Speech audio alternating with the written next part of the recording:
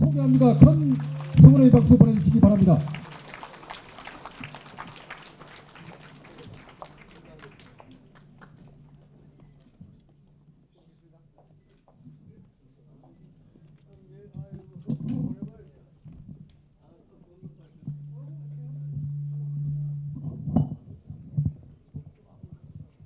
예, 저 강당 밖에 계신 분들은 강당 안으로 들어오시기 바랍니다. 그리고 뒤에 계신 분들은 앞좌석부터 채워주시면 대단히 감사하겠습니다.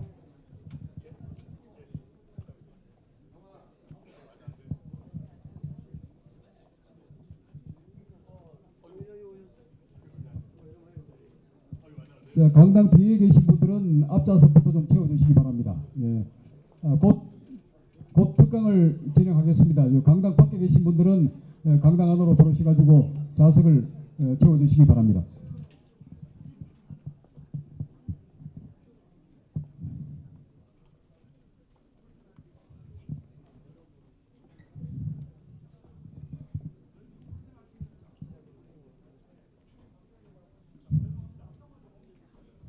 예, 죄송합니다만 앞 좌석부터 채워주시기 바랍니다.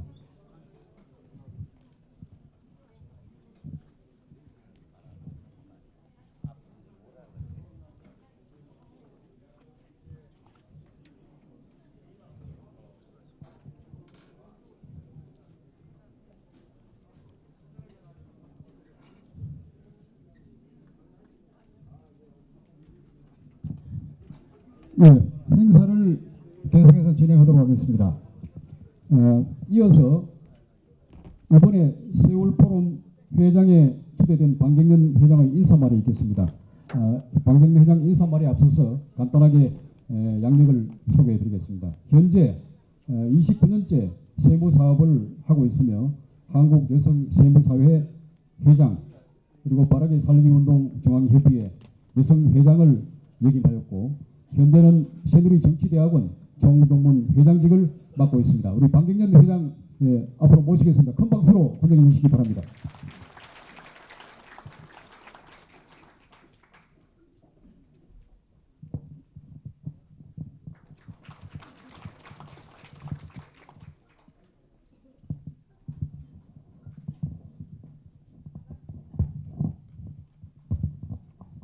아침 일찍 시간에 오시라고 해가지고는 또 장소도 여기 옮겼다 저기 옮겼다 두서께 조금 정신이 없었습니다.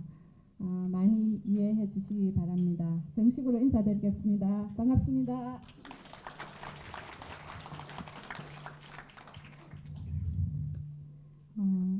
세월 포럼이라는 것은 새로운 세상을 여는데 또 새로운 서울 울타리가 되자는 그런 뜻으로 몇 명이 모여서 만든 아직 오늘 첫 발을 내딛는 그런 작은 조직입니다. 오늘 그런 출범식에 우리 서청원 전 대표님 또 이번에 새누리당 전당대회에 당대표 후보로 출마하신 서청원 의원님을 모시게 된 것을 영광으로 생각하면서 모신 이유는 다들 후보님이 훌륭하시지만은 오늘 이 시간 현 우리 정부를 좀 더 안정적으로 수행할 수 있는 그런 분이 아닌가 해서 또 우리 세월 포럼하고 또 명칭하고 이미지하고 맞기도 하고 해서 오늘 모시게 됐습니다. 우리 세월 포럼이 오늘 첫 발을 내디디는 데 있어서 오신 분들 모두가 우리가 잘 일어설 수 있도록 많은 도움 주시면 감사하겠습니다. 감사합니다. 예, 우리 방경련 회장 힘내서 열심히 하라는 뜻에서 다시 한번 큰 굉장히 박수 보내주시기 바랍니다. 그럼 오늘 메인 순서인 특강을 진행하도록 하겠습니다.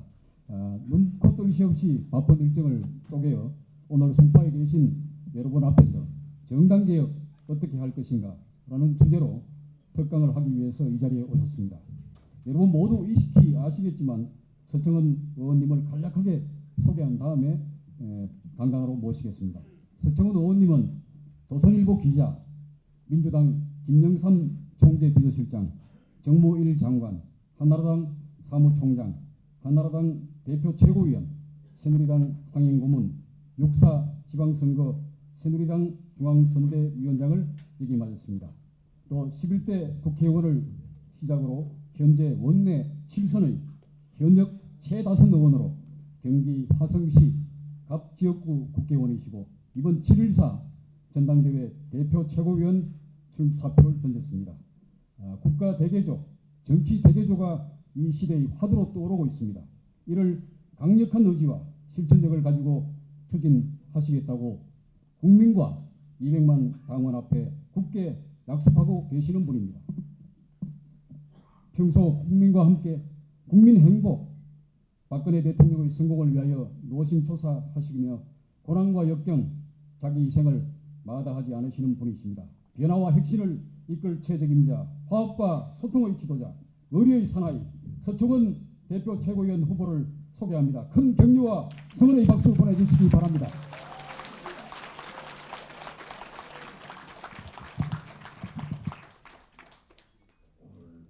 오늘 서울 포럼 발표식에 저를 초청해 주신 우리 방 회장님 고맙습니다. 다시 한번 감사드립니다. 아주 이른 시간인데 이렇게 와주셔서 감사드립니다. 지금 사회자가 소개를 했습니다만 저는 원래 27에 조선일보 기자로 발을 들였다가 11대 38이라는 비교적 젊은 나이에 정계에 입문해서 국회의원이 되고 한 30년이 넘었습니다. 세월 금방 갑니다. 나이도 좀 됐죠. 제가 서울 동작구에서 정치를 시작했습니다. 고향은 충청도 천안이지만은 서울 동작구에서 내리 5선의 국회의원을 했습니다. 또 정치를 하다 보니까 여러 가지 또 파장이 있고 그래서 제가 좀 어려움도 없고 그러다가 신방연대로 18대 때 비례대표로 국회의원을 하다가 또 어려움이 없습니다. 그러다가 작년 10월 말일 저의 외갓집인 화성에서 재보궐선거에 출마해서 이제 들어가 보니까 실선이 됐는데 제가 최고 고참이 되고 있어요.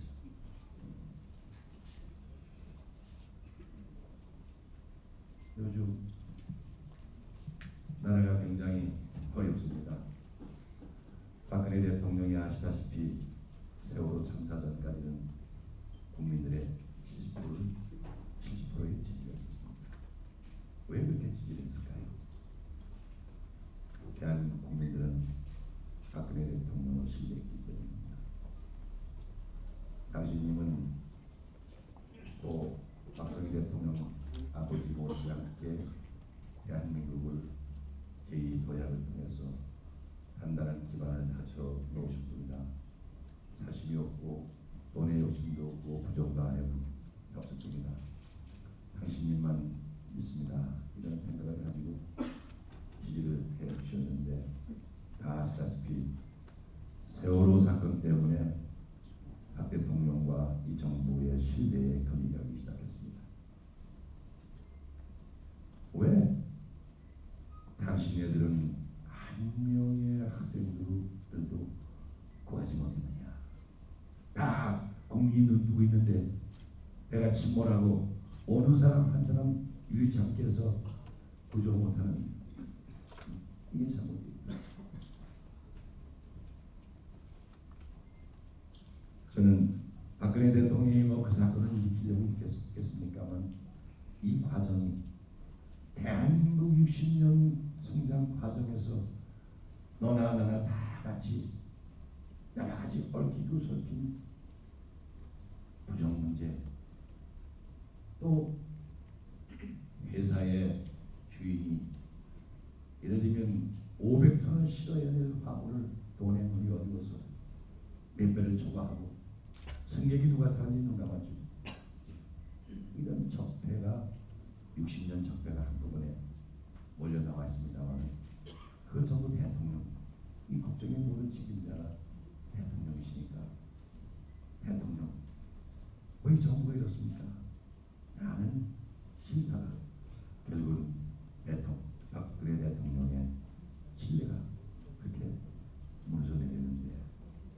솔직히 말씀드리면 이런 문제는 우리 국민 모두의 책임이고 앞으로 고쳐야 할 그런 과제다. 게다가 인사 문제 두 차례 거쳐서 총리가 낙마하는 사태가 벌어졌는데, 아니 왜 어떻게 인사를 했길래 총리 두 사람이 낙마하느냐 라는 불신, 신뢰가 많이 꺼진 것도 사실입니다. 이제 이걸 일으켜야 됩니다. 이걸 다시 회복시켜야 됩니다. 어느 당에 누가 대통령이 되든 대통령이 잘못되면 그 피해는 국민에게 고스란히 돌아갑니다. 이거 일으켜 세워야 됩니다. 누가 일으켜 세워야 됩니까? 대통령과 새누리당이 일으켜 세워야 됩니다. 아직도 70%의 지지를 받던 대통령의 지도가 40%밖에 안 됩니다만, 지금도 국민들은 우리가 한 번 더 당신님을 믿어볼 테니 당신님이 국가 개조를 해나가는 그런 소망을 갖고 있는 것도 사실입니다.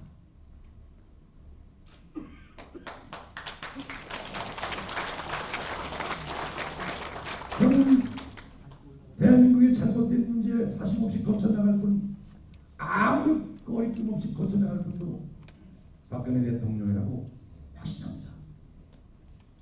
조금 시간이 필요하죠. 그러면 서청인 노와 2차제에 많은 후보들도 나오는데 왜 당대표를 나오느냐? 이유가 뭐냐? 그렇습니다. 아까도 말씀을 올렸지만 저는 7선 국회의원입니다. 정치의 가장 큰 여야를 떠난 마태는 것입니다. 저는 이제 마지막 봉사라고 생각합니다. 마지막 봉사. 내가 마지막 봉사를 통해서 이 어려운 국가에 난제되어 있는 이 어려움을 제가 헌신해야 되는 것이 큰 마태로서 정신으로서 우리가 됩니다. 여러분, 분명히 저는 사심 없습니다. 야망도 없습니다. 저는 박근혜 정부가 다시 신뢰받고 선동해야 국민과 나라 또 우리 새누리당도 국민 속에서 다시 숨 쉴 수 있는 것이지. 그렇지 않다면 새누리당도 박근혜 정부도 세월호처럼 침몰할 수밖에 없기 때문에 저의 모든 경륜과 경험을 쏟아서 또 과거에 제가 잘못된 것을 반민교사로 삼아서 이 어려울 때 박근혜 대통령과 함께 나라를 바로 세우는 것이 저의 할 일이라고 생각해서 대표에 나왔다는 것을 다시 한번 여러분에게 분명히 말씀드립니다. 제가 무슨 것이 있겠습니까? 제가 대표가 돼서 이 대표를 징검다리로 이용해서 대통령이 되려는 꿈도 없습니다. 저는 박근혜 정부와 저의 정치 운명을 같이 합니다.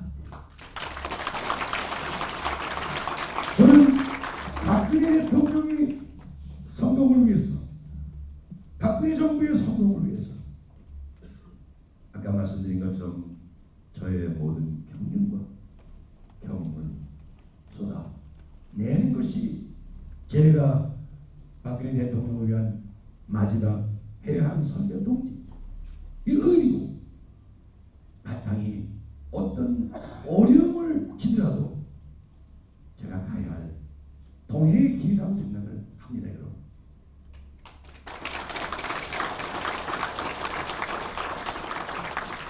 남들은 박근혜 대통령이 여러 가지로 어려울 때 욕하고 흠집내기 하기 좋습니다.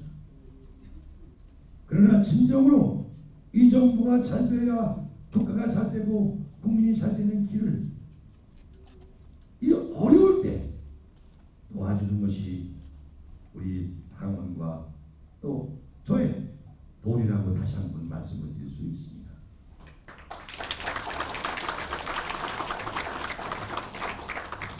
새누리당도 확 좀 바뀌어야 됩니다. 새누리당은 바깥에서 볼 때, 국민들이 볼 때 부자 정당으로 보입니다. 부자들을 위한 또 부자들의 이익을 대변하는 정당으로 생각합니다. 쉽게 얘기하면 웰빙 정당으로 생각합니다. 이 틀을 벗지 않으면 안 됩니다. 지난 지방선거에서 여러분 송파에는 구청장 또 많은 시의원 도의원들이 되셨습니다만 충청도도 우리가 졌습니다. 서울 강북 지역을 비롯해서 시의원의 약 80%가 우리가 진 것으로 보입니다. 우리 새누리당 정말로 국민정당으로 바뀌지 않으면 국민정당이 뭡니까? 서민과 중산층 모두를 아우르는 정당으로 그렇게 인식되고 바뀌지 않으면 새누리당 희망이 없습니다.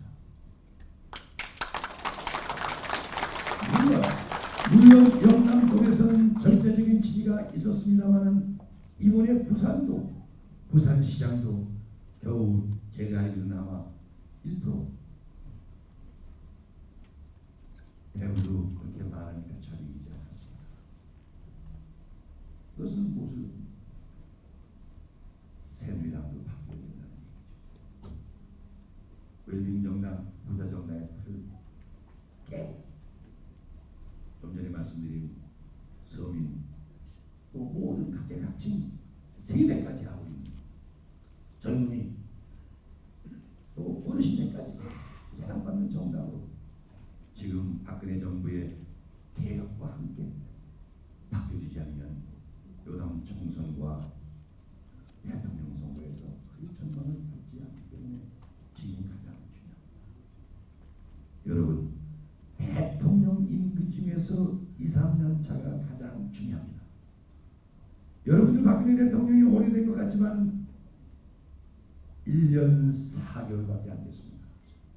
창창합니다. 가장 강력하게 드라이브를 걸고 모든 정책과 국가 개조의 틀을 바꾸는 이 시기가 박근혜 정부에게는 황금 같은 시기입니다. 만약에 사심 있는 사람이 당대표가 돼서 껌껌이 자기 인기 관리를 위해서 박근혜 정부하고 부딪힌다면은 이 박근혜 정부라는 배는 올라가겠습니까? 산으로 올라갈 수밖에 없습니다. 그렇기 때문에 지금 이 시점에서 저와 같은 야망이 없고 사심이 없고 가장 경륜과 경험을 쏟아서 정부와 당을 개혁할 서청원이가 이번에 꼭 당을 맡아야 저는 새누리당의 인재는 박다라고 생각해서 나왔다는 말씀 다 드립니다.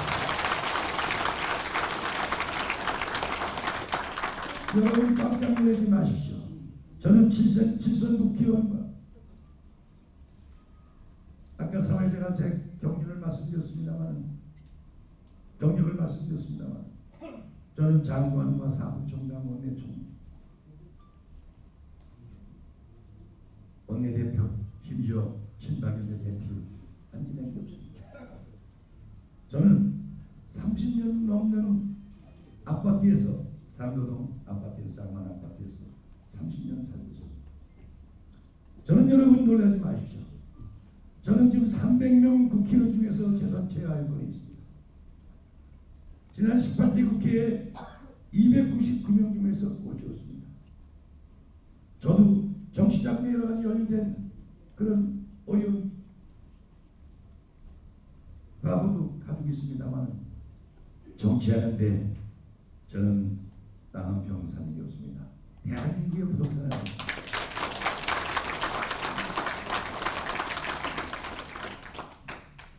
제가 7선으로 제기하게 된 가장 기본적인 요인도 역사적으로 제가 돈이 없기 때문에 박근혜 대통령께서 나에게 작년 10월 말 재보궐선거에서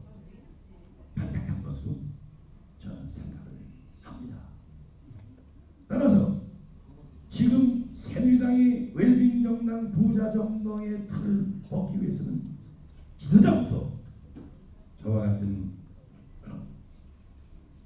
아주 최하의 꼴이 있는 사람이 이것이 많은 국민들에게 알려졌을 경우에 제가 만드는 각종 서민정책과 청년 일자리 만들기에 같이 공감할 수 있는 것을 저는 감히 말씀드릴 수가 있습니다.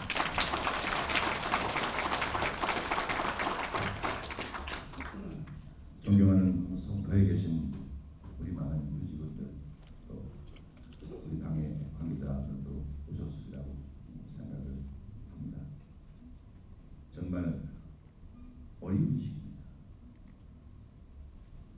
지금 제가 국회 작년에 다시 들어가 보니까 정치가 실종됐습니다. 정치. 어떻든 여의도 정치는 여당의 대표가 책임져야 됩니다. 또 정치는 여야가 대화로서 모든 것을 풀어나가야 됩니다. 대화 문화가 정착되어야 됩니다. 언필칭 그동안 여야 관계에서의 갑은 여당이었습니다만 지금 갑을 관계를 굳이 따진다면 여당이 갑이 아니고 있습니다. 야당은 갑입니다. 왜? 선진화법 때문에 그렇습니다. 민주주의의 가장 큰 묘미는 뭡니까? 과반수입니다. 그런데 국회의원 선거에서, 도의원 선거에서, 시의원 선거에서 한 표라도 이기면 그것일 것입니다. 민주주의입니다. 다수. 국회는 지금 국회의원 5분의 3 이상이 안 되면 어떤 법안도 통과가 되지 않는, 이해할 수 없는, 민주국가에서는 이해할 수 없는 법을 만들어 놓았습니다. 어떻든 악법도 법이고 여야가 합의해서 처리한 것이지만 한 것이기 때문에 계속해서 우리가 대화로서 이 문제, 국회에서 모든 문제를 풀어가야 하겠지만 저는 이렇게 모든 문제가 반론이 잡혀서 각종 법안이 통과 안 되면 여당에서 다시 한번 강력한 이 문제를 제기해서 풀어가야 할 숙제도 지금 앞으로 7월 14일 선거에서 당선되는 대표가 안아야 할 큰 책임이다. 저는 그렇게 생각을 합니다.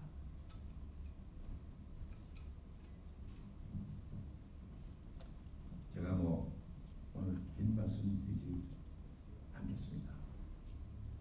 대화문화 정착시켜야 됩니다. 대화문화 정착. 이제 대통령께서도 아까와 같은 그런 대한민국의 위기를 극복하는 데 강한 힘을 갖고 전진하셔야 되겠지만 인사 문제, 또 더 많은 각계 각진, 심지어는 야당의 지도자까지도 만나서 소통의 폭을 더 넓히셔야 생각합니다. 저는 누가 뭐래도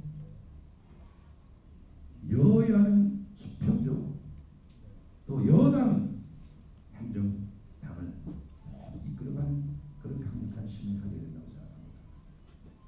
여기 계신 분들은 저에게 조금 불만이 계신 분도 계실 겁니다.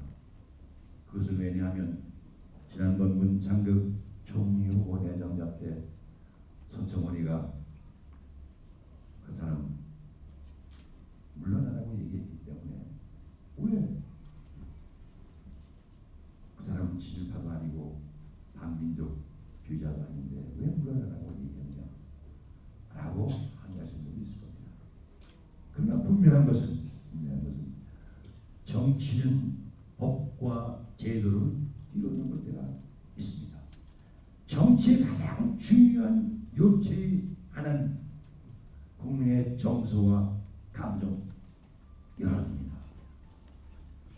만약에 국민의 정서와 여론이 닿는데, 예를 들면 문창국 후보 같은 경우에 국민의 70%가 정리 후보로서 부적격하다고 하는데 그걸 강행했을 경우에 오는 엄청난 회오리 바람이 여당과 박근혜 대통령 자신에게 몰아치는데 국민의 여론을 제가 정확하게 전달해 할 의무도 있고 그것이 정치를 오래 한 서청원이가 해야 할 의무고 또 권리 하나.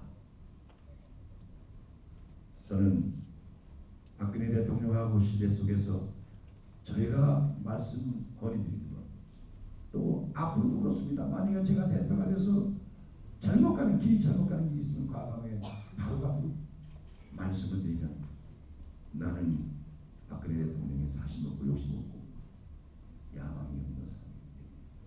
저의 진정성은 있고 저의 얘기는 국민의 말씀도 있고 모든 문제를 풀어나가는데 잘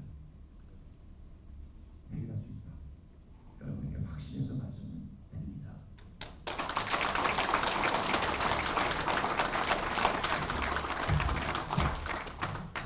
끝으로 정리해서 말씀드립니다. 여러분, 박근혜 정부에게 오늘부터 잘대로 기도해 주십시오. 박근혜 대통령에게 격려를 해 주십시오. 박근혜 대통령이 잘못되면은 그 피해는 국민에게 갑니다. 저는 아까 말씀드린 것처럼 이 어려울 때 박근혜 대통령 잘 모든 힘을 쏟고 박근혜 정부하고 박근혜 대통령과 함께 정치를 끝내실 겁니다. 저의 진정성을 이해해 주시고 마지막 당과 국민에게 헌신하고자 하는 서청원에게 여러분 기회해 주시면 고맙겠습니다.